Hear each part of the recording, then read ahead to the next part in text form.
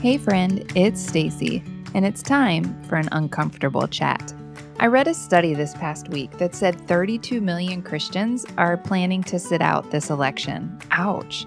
Okay, don't turn me off yet because I know you're sick of hearing about the election. Me too. However, 32 million is a lot of Christians not allowing their voice to count this election season. So let's chat about it for 3 minutes. According to this study, many of these previous voters are choosing to sit this one out simply because they're not too jazzed about either candidate. I get that. Others are abstaining because they think neither candidate reflects their personal morals, leaving them conflicted and feeling hypocritical voting for someone like that. I get that too. Others feel our citizenship rests in heaven, so why should we get political? Well, so where do we go from here?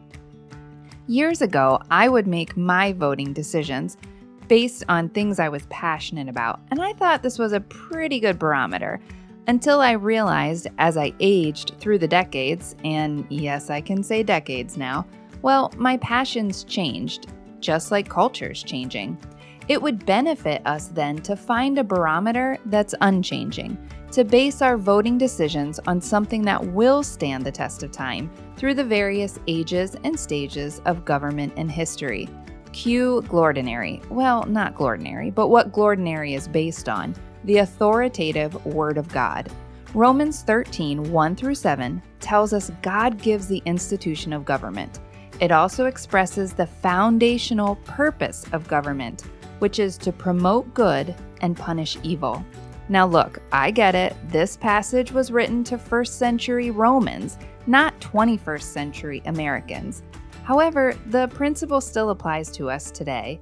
Promote good, limit evil. Now, we better define our terms. God defines good and evil in the Bible, which is the authoritative standard for any confessing Christian. Why?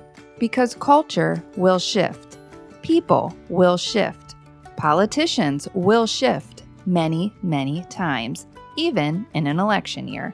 We can't base good and evil on our own standards, or, hear me, we can't base it even on our empathy, because we are subjective and easily swayed. We must have a constant, not a variable, when defining good and evil. Otherwise, we will be influenced by those who call evil good and good evil.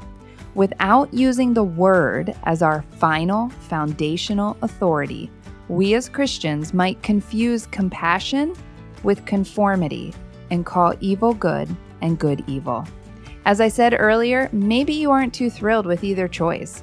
Maybe you don't love the behavior and rhetoric of a candidate. That's understandable. Yet no matter your preferences, use the Bible as your baseline to vote for civil leaders or platforms that will promote the most good and limit the most evil. You might surprise yourself and find good in, dare I say, both parties, and I hope that you do. In this case, vote for the platform that will limit the most evil.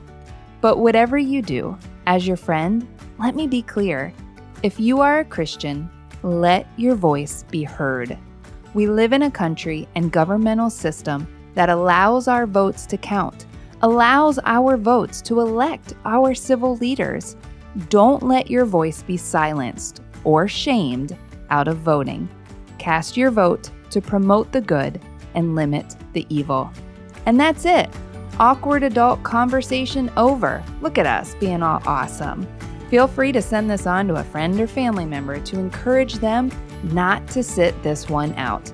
Thanks for hanging in there with me, and if you want to talk specifics, send a message to stacy@glordinary.com. Remember, you're not alone in this. I'm praying for you, friend. Have a Glordinary election day.